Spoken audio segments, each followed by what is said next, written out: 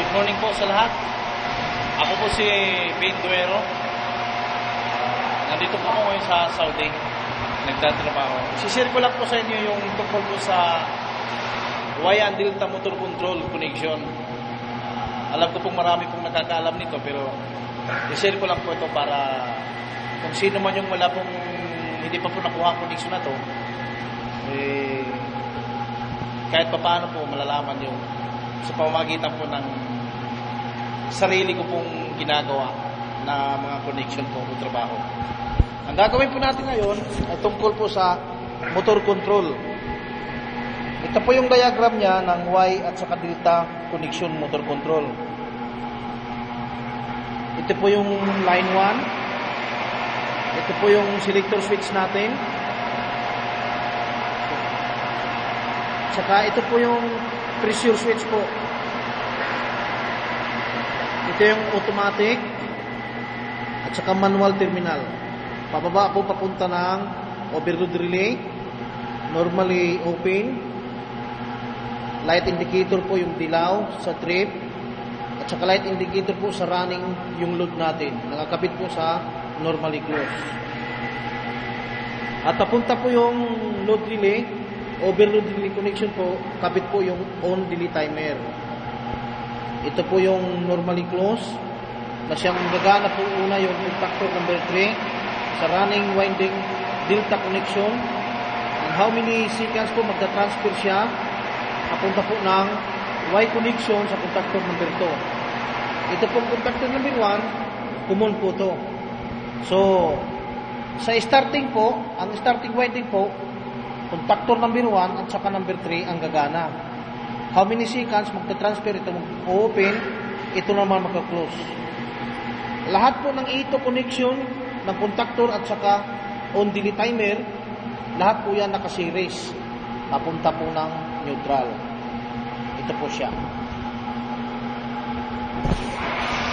So, gagawin na po sa actual. Pero sa katunayan po, tapos na po namin minayin yung Wayan Delta connection control. Ituturo ko na lang po kung paano po gagawin. Una po, ito po yung on delay timer. At saka itong breaker naman to, ito ang supply natin sa control. One line po to 380. At saka doon tayo kukuha ng neutral para po kumplito yung circuit natin 220. Ito po yung terminal supply sa motor, tatlong terminal po yung Y at saka delta, anim po Y at saka delta connection. Ito po yung neutral.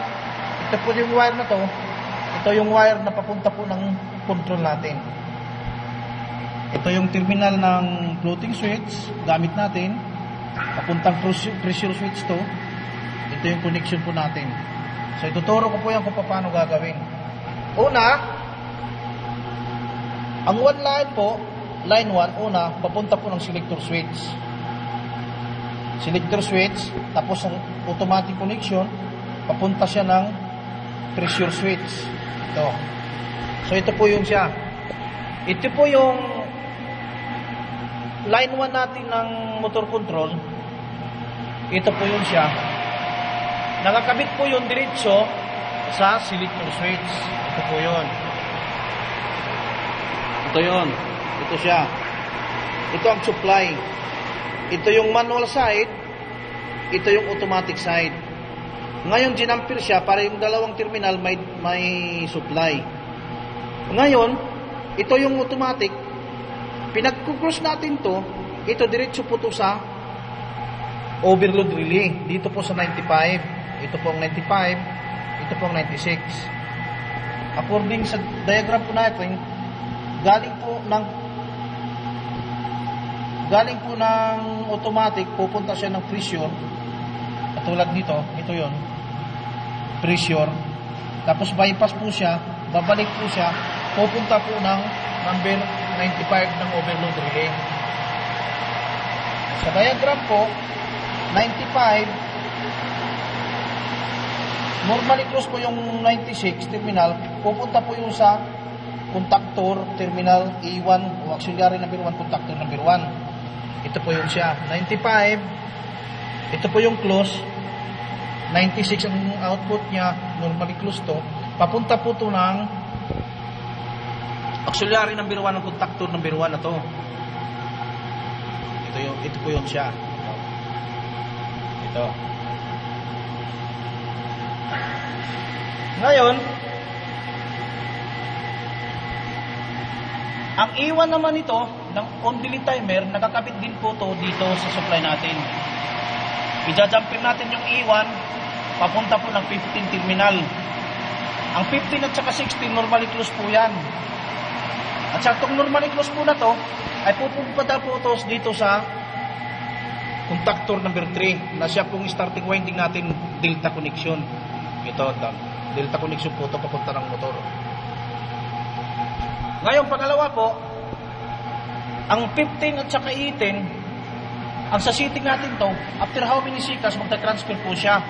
Dahil ito pong 15 at saka 16, normally close, 15, 18, normally open. So, nag-transfer po siya, how many seconds po, para mag-transfer sa running winding. Ito yung contactor number 2, ang running winding. So, itong 18 na to, papunta po dito ng auxiliary number 1 ng contactor number 2 para po gagana yung Y connection po natin o running connection po ng motor.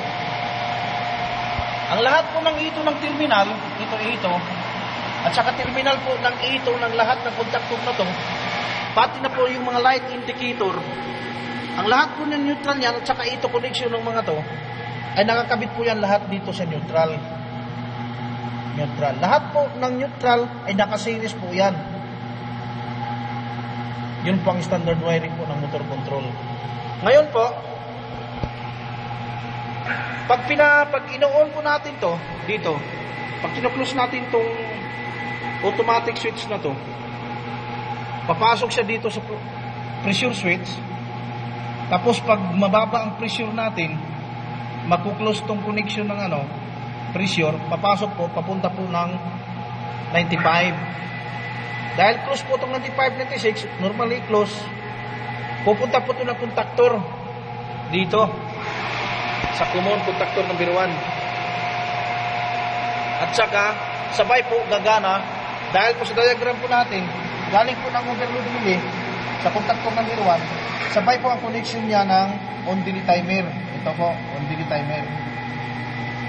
So, sabay po siya, ang connection nito, ang E1, sabay po siya doon sa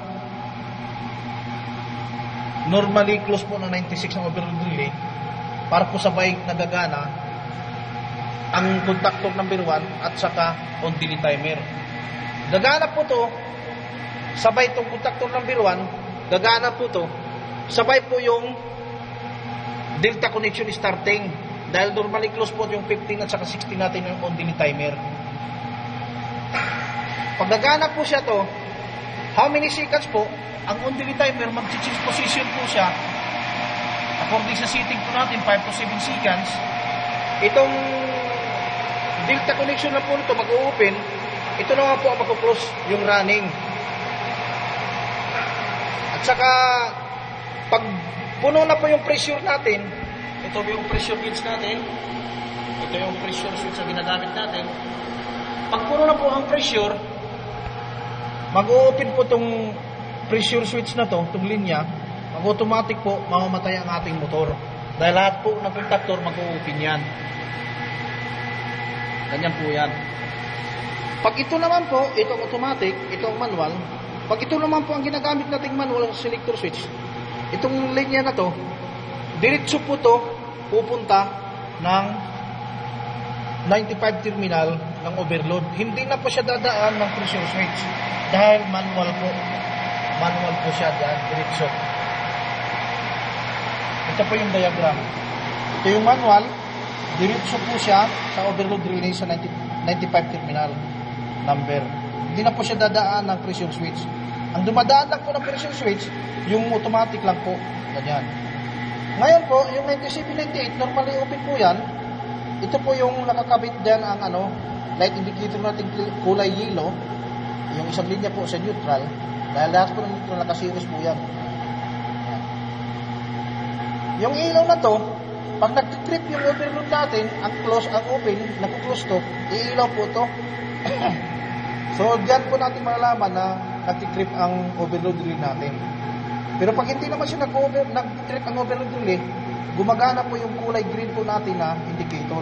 So, meaning po gumagana ng tama po yung load natin. Wala pong problema. So, ang gagawin po natin, itong 97 po, 97 at saka 95, naka-jumper po yan. Ito po yun.